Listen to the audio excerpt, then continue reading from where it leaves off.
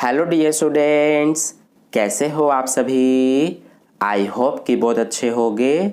तो आज के इस वीडियो में हम क्लास 10th का सीबीएसई साइंस का सिलेबस डिस्कस करेंगे डिटेल में, और ये आपका लेटेस्ट सिलेबस 2023-24 के सेशन के लिए है। ठीक है। और एक बात और कि ये वीडियो स्पेशली उन स्टूडेंट्स के लिए है जिनके पास ओल्ड एडिशन वाली एनसीईआरटी की बुक है साइंस की, क्योंकि जैसा कि आपको पता है कि एनसीईआरटी ने इस बार न्यू एडिशन की जो बुक रिलीज किया है उसमें काफ़ी सारे चेंजेस करके और न्यू एडिशन की बुक को रिलीज किया है। तो अगर आपके पास ओल्ड एडिशन वाली बुक है, क्योंकि कई सारे स्टूडेंट्स ऐसे होते हैं जो अपने दीदी भैया से या फिर किसी रिलेटिव से ओल्ड यानी पुरानी बुक्स ले लेते हैं, तो अगर आपके पास पुरानी बुक्स हैं एनसीईआरटी की तो आप इस वीडियो को पूरा लास्ट तक देखना। और अगर आपके पास न्यू एनसीईआरटी की बुक है तो आपके न्यू एनसीईआरटी की बुक में जो जो चैप्टर्स और चैप्टर के अंदर के टॉपिक्स यानी कि जितने भी आपके कंटेंट न्यू बुक में हैं वो सब आपको पढ़ना है अपने एग्जाम के लिए। ठीक है। तो चलिए अब शुरू करते हैं।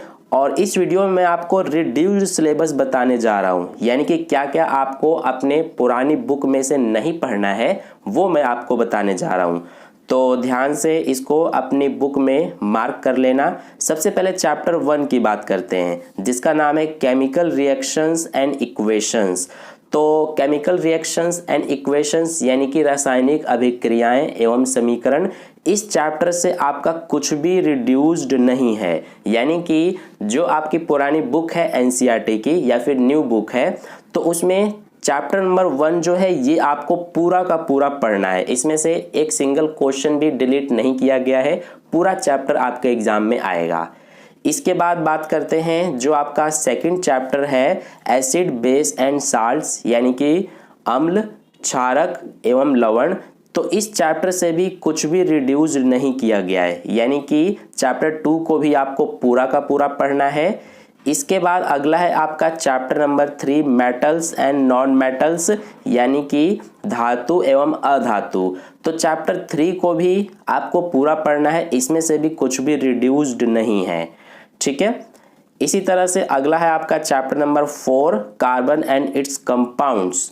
तो कार्बन एवं उसके यौगिक, इस चैप्टर से भी कुछ भी रिड्यूस्ड नहीं है, ये भी चैप्टर आपको पूरा का पूरा पढ़ना है। और इसके बाद अगला है आपका chapter number 5 periodic classification of elements. तो ये जो चैप्टर है आपका चैप्टर नंबर 5 ये पूरा का पूरा डिलीट कर दिया गया है, यानी कि चैप्टर नंबर 5 पुरानी एनसीईआरटी की बुक में से आपको बिल्कुल भी नहीं पढ़ना है, ये पूरा चैप्टर डिलीट है आपके सिलेबस से। ठीक है। इसके बाद अगला है आपका चैप्टर नंबर 6 लाइफ प्रोसेसेस। तो इस चैप्टर को भी आपको पूरा पढ़ना है, इस चैप्टर से भी कुछ भी रिड्यूस्ड नहीं किया गया है। ठीक है। इसके बाद अगला है आपका चैप्टर 7 यानी कि कंट्रोल एंड कोऑर्डिनेशन।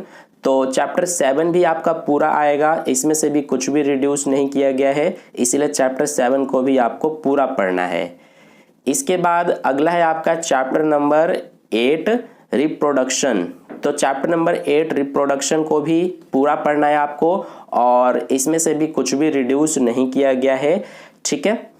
इसके बाद अगला है आपका चैप्टर नंबर 8 के बाद चैप्टर 9 जिसका नाम है हेरिडिटी एंड एवोल्यूशन। तो चैप्टर नंबर 9 को ध्यान से समझना, इसमें जो एवोल्यूशन वाला टॉपिक है आपका ये पूरा हट गया है, यानी कि सिर्फ आपको हेरिडिटी पढ़ना है और एवोल्यूशन वाला पूरा जो टॉपिक है ये हटा दिया गया है। ठीक है। यानी कि पुरानी बुक में जो आपका टॉपिक है 9.3 एवोल्यूशन, तो इस टॉपिक और इसके आगे के जितने भी पूरे टॉपिक्स हैं वो सब हटा दिया गया है, यानी कि चैप्टर 9 में आपको एवोल्यूशन वाला टॉपिक नहीं पढ़ना है, सिर्फ हेरिडिटी पढ़ना है। इतना आपको क्लियर है। इसके बाद अगला है आपका चैप्टर नंबर 10 जो है लाइट रिफ्लेक्शन एंड रिफ्रैक्शन। तो चैप्टर 10 में से आपका डेरिवेशंस को हटाया गया है, यानी कि डेरिवेशंस आपको नहीं करना है, यानी कि जो फॉर्मूले प्रूव करने के लिए आते हैं वो आपको चैप्टर 10 में नहीं करना है, डेरिवेशंस। ठीक है। डेरिवेशंस हटा दिया गया है चैप्टर 10 में से। इसके बाद अगला है chapter 11 the human I and the colourful world. तो चैप्टर 11 से देखिए टॉपिक जो है 11.6.3 जिसका नाम है colour of the sun at sunrise and sunset. तो ये एक छोटा सा टॉपिक होता था आपकी बुक में, पुरानी बुक में 11.6.3, तो इसे हटा दिया गया है, यानी कि इस टॉपिक को आपको नहीं पढ़ना है चैप्टर 11 से। इसके बाद अगला है आपका चैप्टर नंबर 12 इलेक्ट्रिसिटी वाला, तो इसे आपको पूरा करना है, इसमें से कुछ भी रिड्यूस नहीं किया गया है, ठीक है।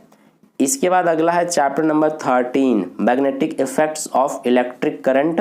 तो चैप्टर नंबर 13 जो है, इसमें ध्यान से समझना, टॉपिक है 13.4 इलेक्ट्रिक मोटर वाला, 13.5 इलेक्ट्रोमैग्नेटिक इंडक्शन वाला और 13.6 इलेक्ट्रिक जनरेटर वाला।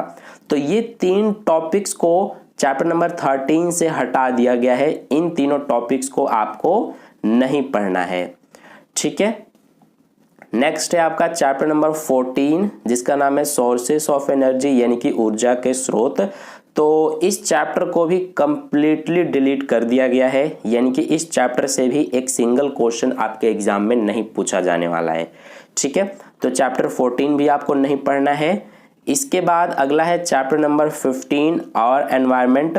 तो चैप्टर 15 से भी कुछ भी रिड्यूस नहीं किया गया है, चैप्टर 15 को आपको पूरा पढ़ना है। इसके बाद नेक्स्ट और लास्ट चैप्टर है आपका chapter number 16 management of natural resources.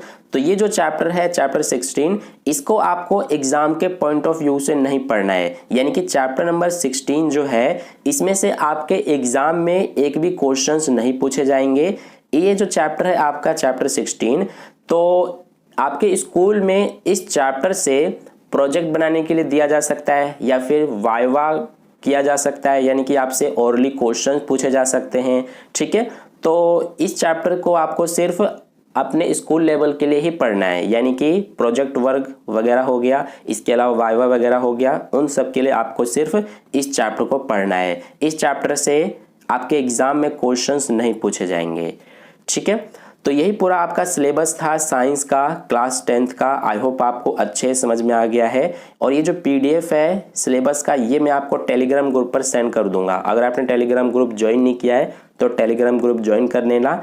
Telegram group join करने का लिंक आपको इस वीडियो के डिस्क्रिप्शन बॉक्स में दिया हुआ है, उस लिंक पर क्लिक करके आप टेलीग्राम ज्वाइन कर सकते हो, ठीक है। और इस PDF को डाउनलोड करके सिलेबस और अच्छे से देख सकते हैं। तो अगर आपको वीडियो अच्छा लगा है तो वीडियो को एक लाइक ज़रूर कर देना और अपने दोस्तों के साथ भी शेयर कर देना और चैनल को सब्सक्राइब करके बेल आइकन प्रेस कर लेना ताकि नेक्स्ट वीडियो अपलोड करते ही सबसे पहले आप तक पहुंच जाए, ठीक है। और इसके अलावा बाकी जितने भी सब्जेक्ट्स हैं उन सभी के सिलेबस की वीडियो मैंने ऑलरेडी चैनल पर बना दिया है। अगर आपको किसी भी सब्जेक्ट के सिलेबस देखना है तो आप चैनल पर देख सकते हो। इसके अलावा कुछ सिलेबस के वीडियोस मैं आपको डिस्क्रिप्शन बॉक्स में भी दे दूंगा, वहां से आप क्लिक करके देख सकते हैं। तो मिलते हैं फिर नेक्स्ट वीडियो में, तब तक के लिए धन्यवाद।